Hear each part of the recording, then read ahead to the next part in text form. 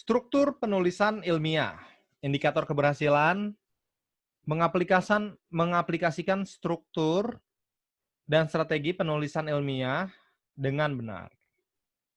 Struktur tulisan ilmiah. Format penulisan ilmiah secara umum mencakup pendahuluan alias introduction, bahan dan metode, materials and method, hasil dan pembahasan, results and discussion, dan kesimpulan, conclusion. Ini ada 4 doang ya berarti ya.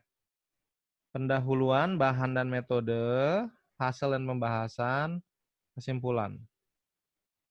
Gimana nih cara ngafalinnya nih? PBHK. Mirip-mirip PHK sih, tapi ada B-nya nih. Pendahuluan, bahan dan metode, hasil dan pembahasan, kesimpulan. Atau gini aja, P, BM, HP, K. Dahulu BM, HP, simpul. Dahulu BM, HP, simpul. Format penulisan ilmiah secara umum mencakup dahulu BM, HP, simpul. Ya. Dahulu BM maksudnya apa? Pendahuluan, lalu bahan dan material, bahan dan metode, lalu Bamet. Dahulu Bamet. Hapem, simpul. Apa lebih gitu? Lebih gampang ya? Dahulu Bamet, Hapem, Silba. Hapem. Hapem mirip nama makanan sih. Dahulu Bamet, Hapem, simpul. Pendahuluan, bahan dan metode, hasil dan pembahasan, kesimpulan gitu nggak sih? Jadi format penulisan ilmiah secara umum mencakup dahulu Bamet, Hapem, simpul. Mencakup pendahuluan, bahan dan metode, hasil dan pembahasan, kesimpulan. Cuma 4 itu. Dengan spesifikasi tertentu yang dapat dipersyaratkan oleh penerbit yang disasar. Namun, beberapa tulisan ilmiah terutama di bidang ilmu sosial dapat memiliki penulisan dengan sistematika yang berbeda. Dengan menjaga runut penyampaian yang logis gitu ya. Menarik sih. Judul alias title. Sebagai hal yang pertama kali dibaca oleh pembaca, judul artikel harus menarik minat para pembaca dengan memberikan gambaran yang ringkas dan informatif mengenai isi artikel yang sesungguhnya. Judul tidak perlu diawali dengan kata penelitian, analisis, studi, dan lain-lain, dan sebaiknya menghindari pemilihan judul yang terlalu umum. Abstrak di bidang ilmu eksakta sebaiknya mampu menjelaskan mengenai apa, kapan, dan tergolong spesies atau grup apa jika relevan mengenai penelitian yang dilakukan, menurut Carraway 2009. Bidang ilmu tertentu dapat memiliki judul yang berseri bila penelitian yang dilakukan merupakan sebuah rangkaian.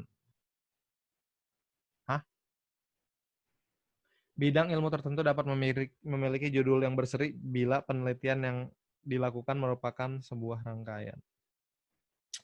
Dan penulis perlu menyesuaikan panjang judul dengan aturan penerbit yang disasar. Abstrak dan kata kunci. Ya, ini ngapain diterjemahin sih?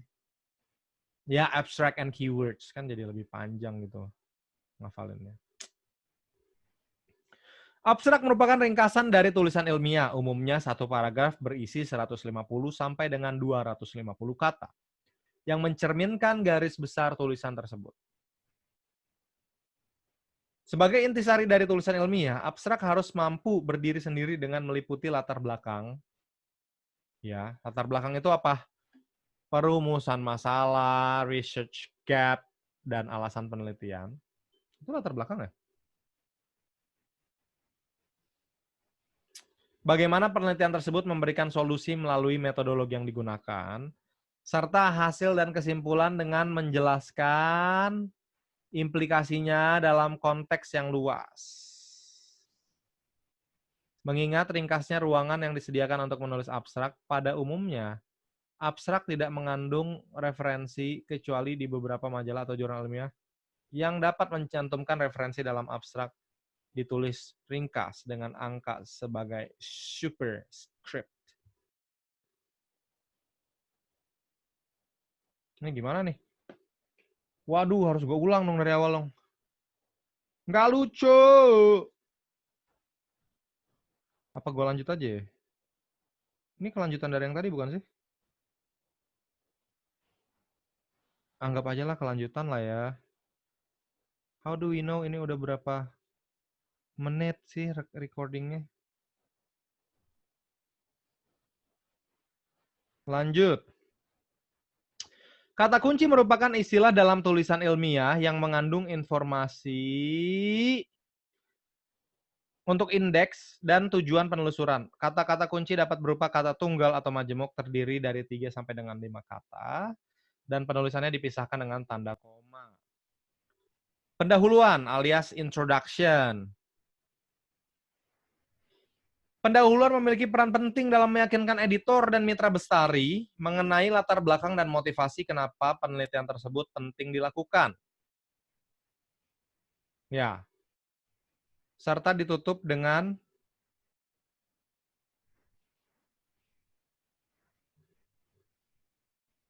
tujuan penulisan artikel dan hipotesis secara singkat dan jelas.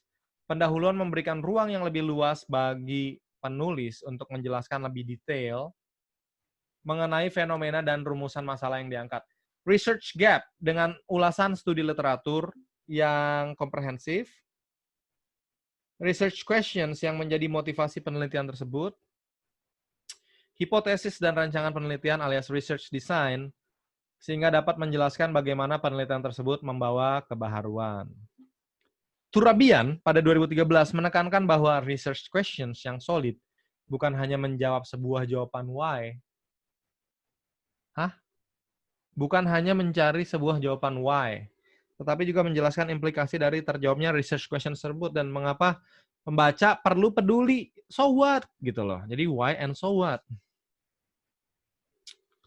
Kajian literatur yang dipaparkan harus menggunakan referensi yang berkaitan langsung dan menghindari detail lain agar tidak mengalihkan perhatian pembaca dari intisari artikel.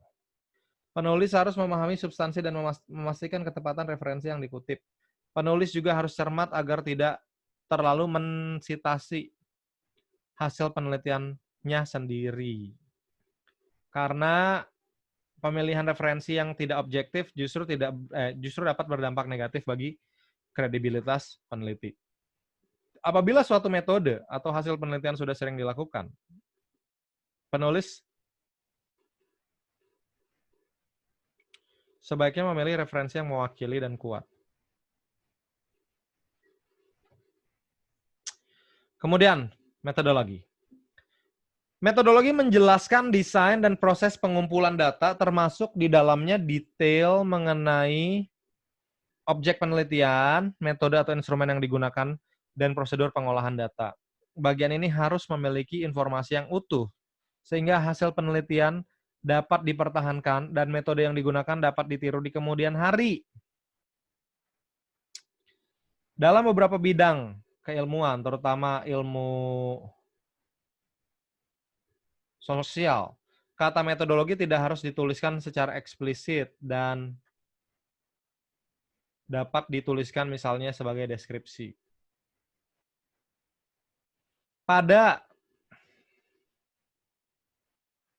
menarik.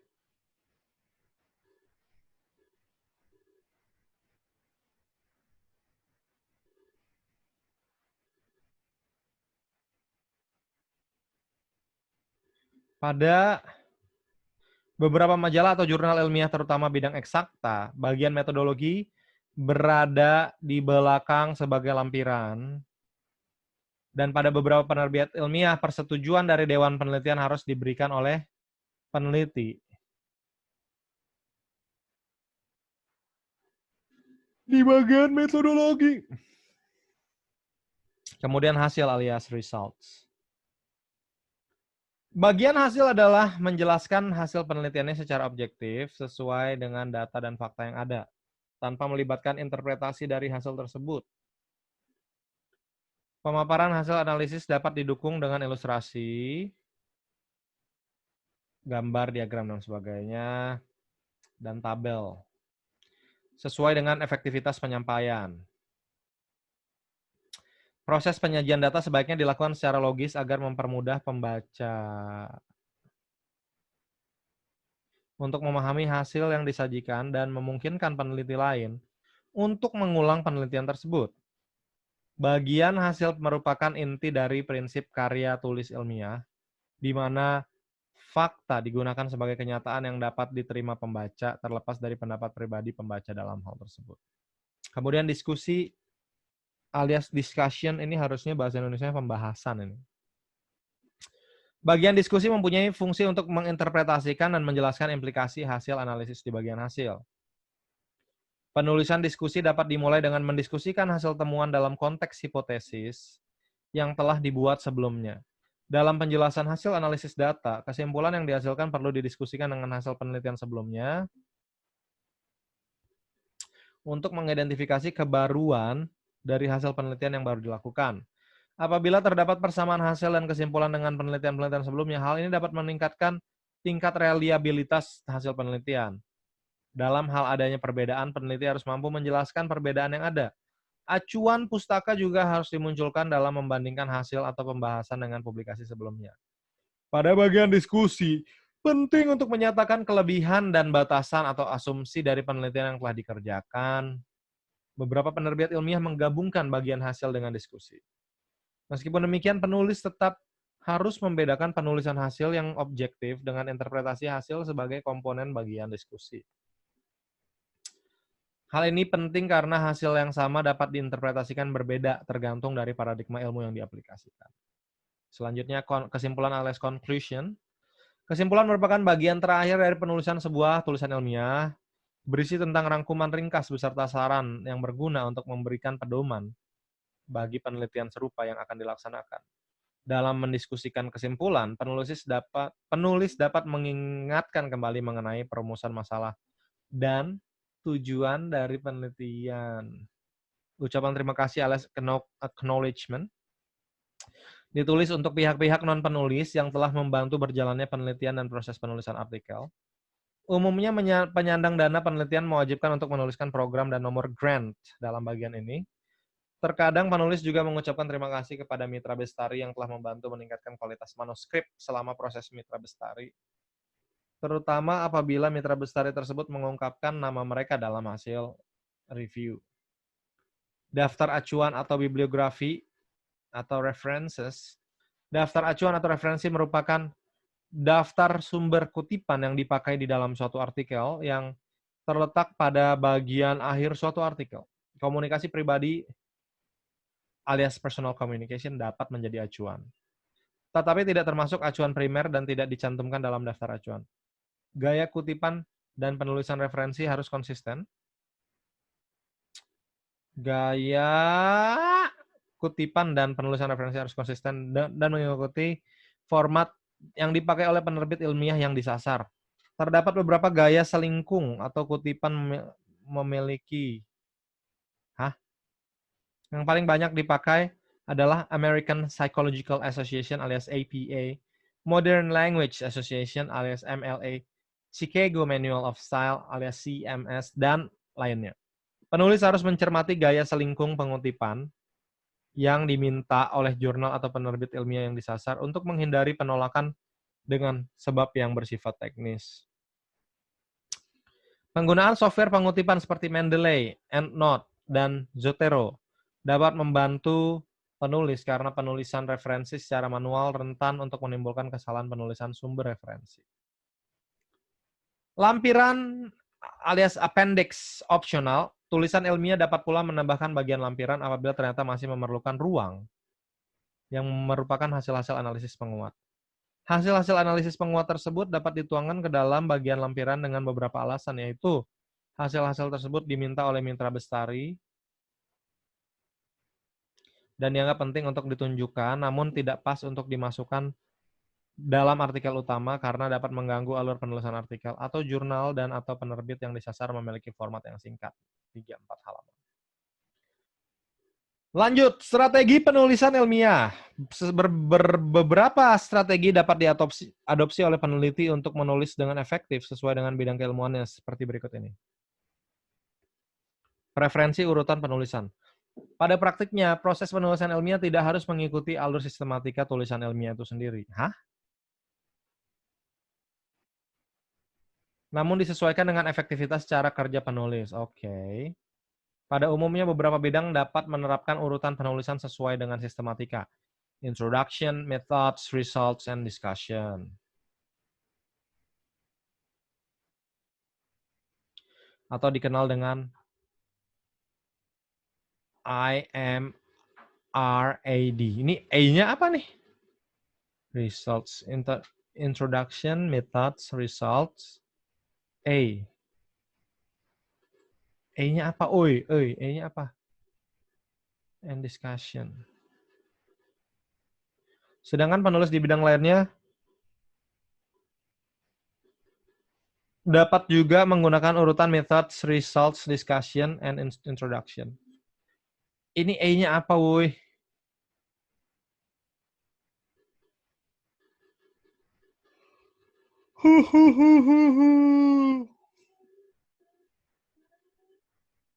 Setelah bagian artikel selesai ditulis, penulisan judul, artikel, dan abstrak perlu disempurnakan kembali agar selaras dengan isi yang disampaikan. Penyajian informasi gambar, grafik, foto, diagram, tabel. Ilustrasi yang dapat berupa grafik, gambar, atau tabel merupakan representasi dari hasil dan analisis penelitian sehingga perlu disampaikan secara profesional.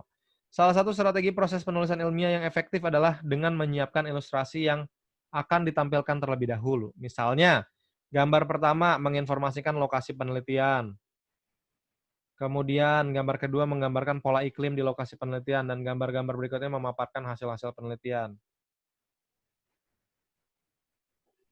Mayoritas bidang keilmuan umumnya memiliki konsensus mengenai cara menampilkan data dan bahkan perangkat lunak alias software khusus untuk mengakomodasi kebutuhan bidang keilmuan tersebut.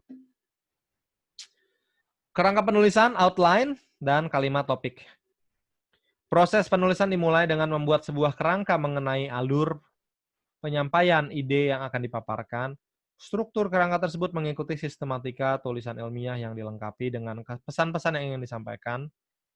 Kerangka tersebut kemudian dikembangkan dengan kalimat-kalimat topik alias topic sentences, yaitu kalimat pertama dalam tiap paragraf yang menjiwai isi paragraf tersebut, yang kemudian diikuti oleh kalimat pelengkap. Karya tulis ilmiah yang berstruktur akan memudahkan pembacanya untuk memahami alur dan pesan-pesan yang ingin disampaikan oleh penulis. Kaidah bahasa dan kesalahan ketik. Tulisan ilmiah harus ditulis mengikuti kaidah bahasa yang dipakai dalam bahasa Indonesia maupun asing. Untuk penulisan dalam bahasa Indonesia, penggunaan bahasa daerah dan asing diperbolehkan sepanjang kata tersebut belum memiliki padanan katanya dalam bahasa Indonesia. Hal ini diakibatkan oleh masih seringnya terdapat kata-kata yang menunjukkan alat yang lebih mudah dikenali dalam bahasa asing, misalnya kata earphone yang lebih mudah dikenali daripada kata pelantang telinga. Sebagai bahasa yang masih berkembang, bahasa Indonesia masih terus menambah jumlah perbendaharaan kata baik yang berupa serapan dari bahasa daerah, contoh langka, jarang ada. Bahasa asing contoh prestise, dari bahasa Inggris prestige. Maupun bahasa yang sama sekali baru, contoh penyintas, petahana, dan sebagainya. Untuk menentukan apakah kata yang dipilih termasuk bahasa baku atau tidak, peneliti dapat mengecek kata-kata tersebut dalam Kamus Besar Bahasa Indonesia. Untuk penelitian dalam bahasa Inggris, penulis harus memerhatikan pemakaian grammar yang benar. Sampai kita ke bagian rangkuman. Format penulisan ilmiah secara umum mencakup pendahuluan alias introduction, bahan dan metode alias materials dan method, hasil dan pembahasan alias results and discussion, dan kesimpulan alias conclusion. Ya, kalau disingkat tadi apa? Dahulu BM, hapem, simpul. Ya. Dahulu BM, hapem, simpul. Dahulu BM, hapem, simpul. Emang cuma 4. Pendahuluan alias introduction, bahan dan materi, bahan dan metode, kemudian hasil dan pembahasan, kemudian kesimpulan. Dahulu BM, Hatem, simpul. Pendahuluan, bahan dan metode, hasil dan pembahasan, kesimpulan. Dengan spesifikasi tertentu yang dapat dipersyaratkan oleh penerbit. Sistematika tulisan ilmiah pada umumnya adalah judul, abstrak, dan kata kunci, pendahuluan, metodologi, hasil, diskusi, kesimpulan, ucapan terima kasih, daftar acuan atau bibliografi, dan lampiran opsional. Ini ada 10 ya? Jap.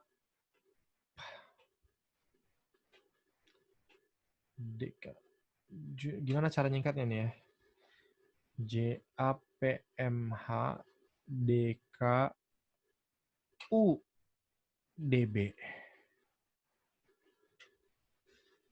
Aduh, judul.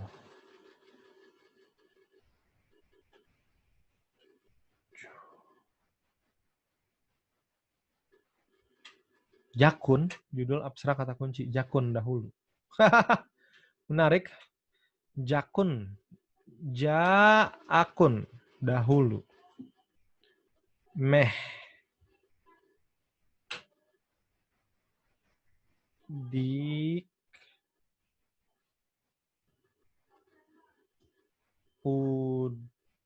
ubi. Nggak bisa dong. Ininya apa ya? Udabi. Jakun dahulu. Meh. Deka. Udabi. Enggak dong, ini masih ada lagi. Aduh, lampiran. Gimana cara mengingat semua ini ya? Judul, abstrak, dan kata kunci, pendahuluan, metodologi, hasil, diskusi, kesimpulan, ucapan terima kasih, daftar acuan. Ini ucapan terima kasihnya kok di belakang ya? Harusnya di depan bukan sih? Ini mengganggu ini. Daftar acuan atau bibliografi dan lampiran. Ada 10, tapi kenapa ucapan terima kasihnya di situ? Judul, abstrak, dan kata kunci, pendahuluan, metodologi, hasil, diskusi, kesimpulan, ucapan terima kasih, daftar acuan, atau bibliografi dan lampiran. JAPMH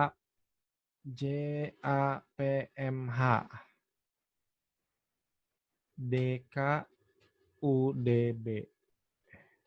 Lampiran 11 dong. Judul, abstrak, pendahuluan, judul, abstrak, dan kata kunci, pendahuluan, metodologi, hasil, diskusi, kesimpulan, ucapan terima kasih, daftar acuan atau bibliografi dan lampiran. 10 benar. Lampirannya opsional pula. JAPMH DKUBL.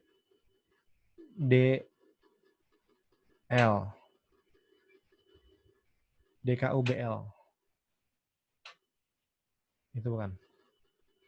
JAPMH DKUBL. JAPMH DKUBL. Coba. Judul JKPMH. Judul JAPMH. Judul, abstrak, pendahuluan, metodologi, dan hasil, DKUBL. Setelah hasil apa? Diskusi. Kesimpulan, ucapan terima kasih, bibliografi, dan lampiran. Buset.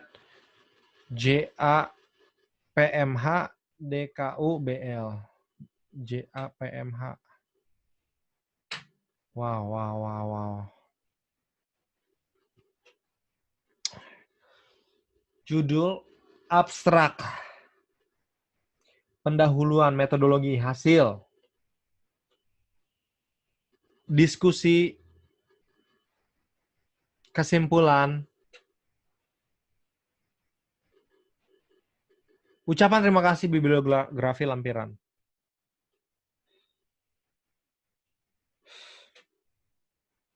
Judul, abstrak dan kata kunci, pendahuluan, metodologi hasil,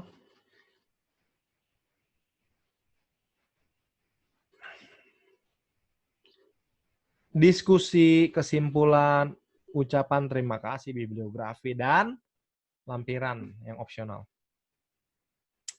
Dalam perkembangan karirnya, peneliti perlu mempelajari strategi-strategi penulisan ilmiah yang efektif sesuai dengan bidang keilmuannya.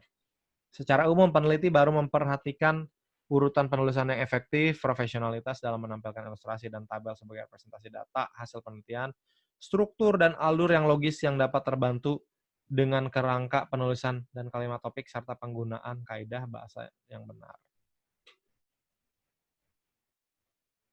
Hah?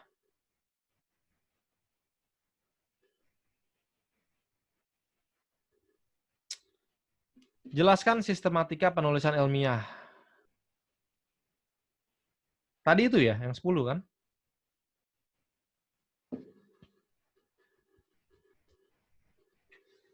Yang 10 itu kan? Ya. Judul, abstrak dan kata kunci.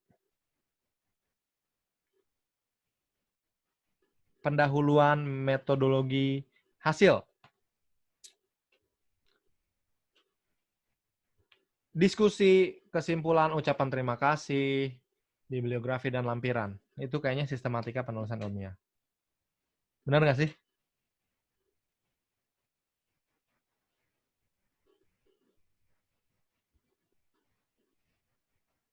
Ya benar, itulah sistematika. Ada 10 itu.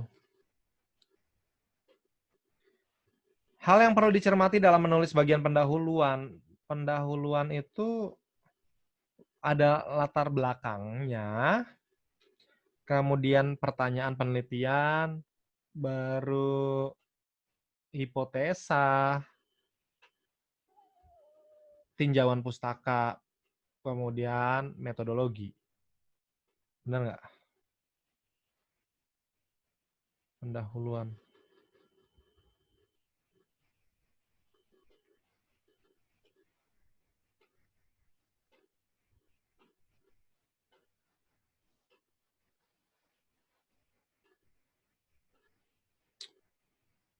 Pendahuluan memiliki peran penting dalam meyakinkan editor dan mitra bestari mengenai latar belakang dan motivasi kenapa penelitian tersebut penting dilakukan, serta ditutup dengan tujuan penulisan artikel dan hipotesis yang secara singkat dan jelas. Pendahuluan memberikan ruang yang lebih luas bagi penulis untuk menjelaskan lebih detail mengenai fenomena dan rumusan masalah yang diangkat.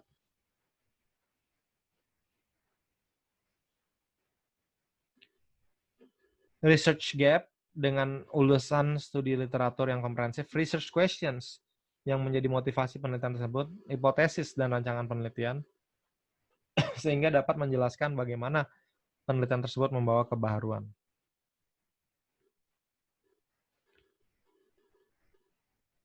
Ya udah benar tadi yang gue bilang. Ya, pertanyaan selanjutnya. Perbedaan mendasar antara bagian hasil dan diskusi. Hasil itu harus objektif, sesuai dengan apa yang ditemukan, gitu loh. Nggak boleh dibahas dengan perspektif si peneliti. Nah, diskusi baru itu isinya interpretasi sesuai dengan paradigma yang diidap atau yang dipakai oleh si peneliti.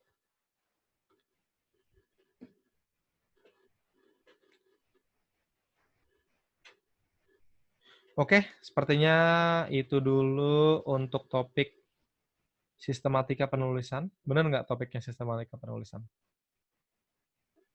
Coba kita lihat ke atas.